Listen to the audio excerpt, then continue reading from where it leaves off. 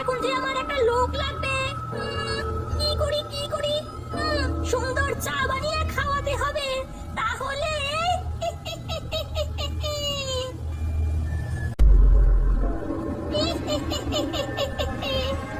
আজকে তাহলে তুই আসবি। আয় আয়, আমার চায়ের সুগন্ধি তোর নাকে চলে যা।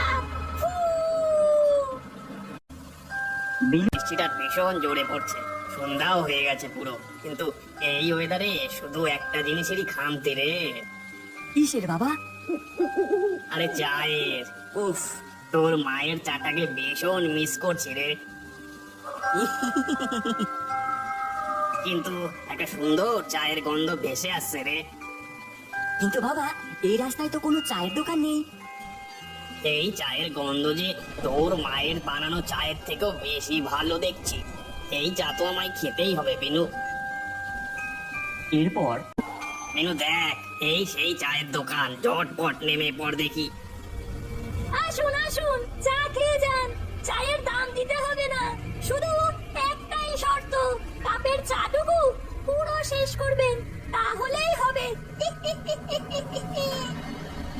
সে কি, চায়ের দাম নেবে না কেন গো? তাতে কি বাবু, এ তো আপনারই দোকান। তাছাড়া নতুন দোকান খুলেছি, তাই প্রথম কদিন ফ্রিতে খাওয়াতে তো হবেই। আচ্ছা বেশ বেশ, দাও তাহলে এক কাপ চা। ও মা, এক কাপ কেন? আপনারা তো দুজন। আমি তো চা খাই না। ঠিক আছে, একটা বাচ্চা ভূত পাওয়া যেত, গেল হাতটা ফসকে। নিন নিন বাবু, চা নিন। উফ, আহা, অপূর্ব স্বাদ। আমি তো এখনই পুরোটা শেষ করে দেব। এই যে আমার বশীভূত চা, শেষ হয় না কখনো। কি করে শেষ করবি আমি ঠিক দেখবো। এ মা, এ কি, আমি তো পুরোটাই শেষ করেছি, কিন্তু কিন্তু শেষ হচ্ছে না তো। আর শেষ হবে না। দাও আমাকে, ছেড়ে দাও। এমন কেন করছো, এমন কেন করছো? ছেড়ে দাও আমাদের, ছেড়ে দাও। তোমাদের কি করে ছেড়ে দিই বলো তো? তুমি তো চা শেষ করতেই পারোনি। তোমাকে মেরে এখন আমি আমার পোষা ভূত করে রেখে দেব। বিনু, বিনু পালা, পালা বিনু, বিনু পালা।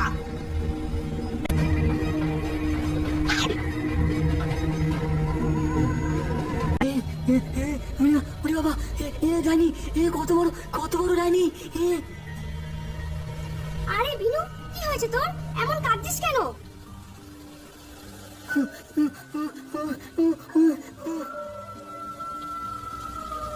কাঁদিস না বিনু, কি হয়েছে বল না। বল বিনু, বল।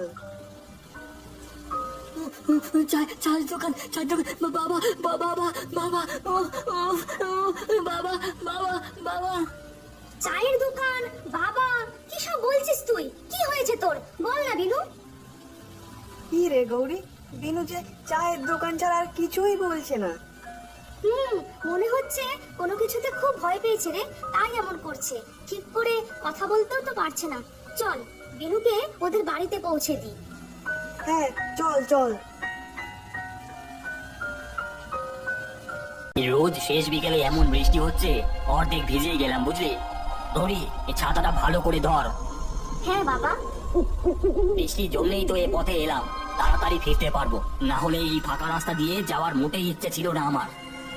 বাবা চলো তাড়াতাড়ি হেঁটে এই রাস্তাটা পেরিয়ে যাই।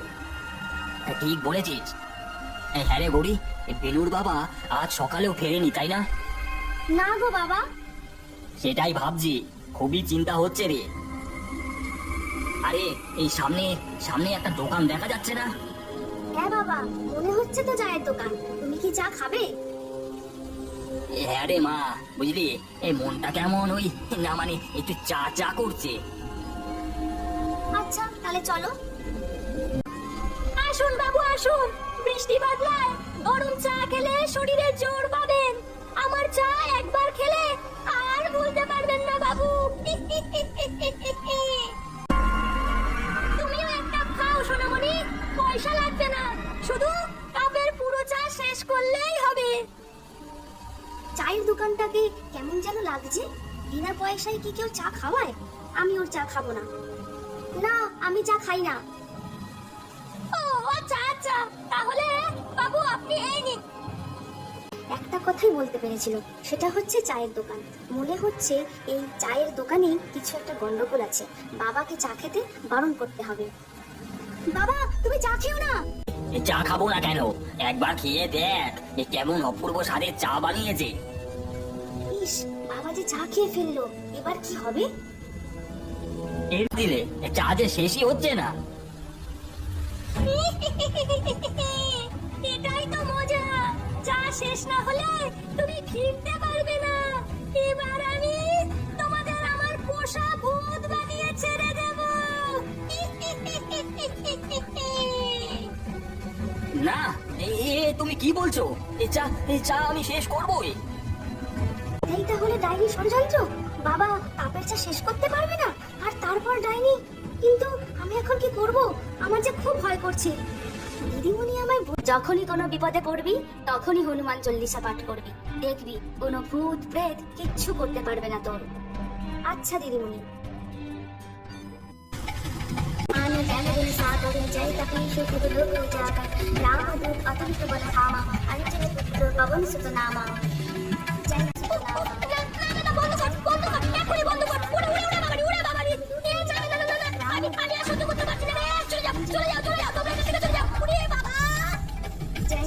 করালি দাদু, আমি আর আমার বাবাও আজ ডাইনির হাত থেকে কোনো মতে বেঁচে ফিরে এসেছি।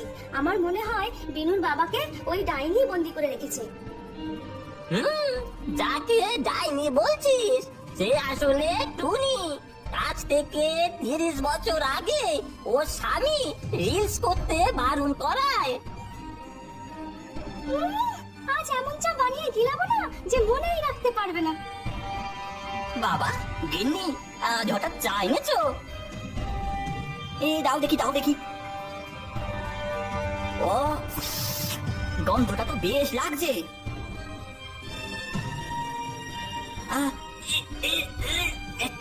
কি মেশালে চায়ে? বিষ।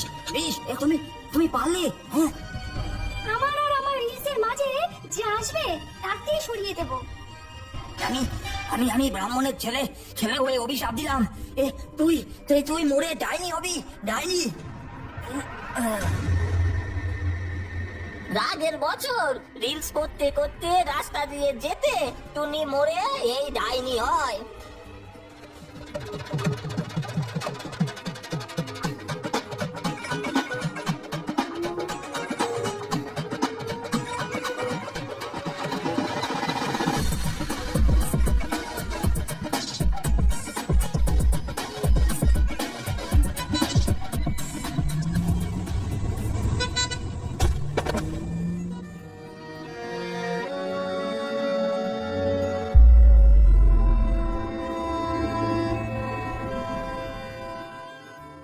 সে তো গেল, কিন্তু মা তোমরা ওর হাত থেকে বেঁচে ফিরলে কিভাবে? দাদু, আমি হনুমান চল্লিশা পাঠ করে বাবাকে বাঁচিয়ে এনেছি। বাহ, এই তো। তবে বিনুর বাবাকেও বাঁচাতে হবে। হ্যাঁ দাদু, আমার মাথায় না একটা বুদ্ধি এসেছে। কি বুদ্ধি?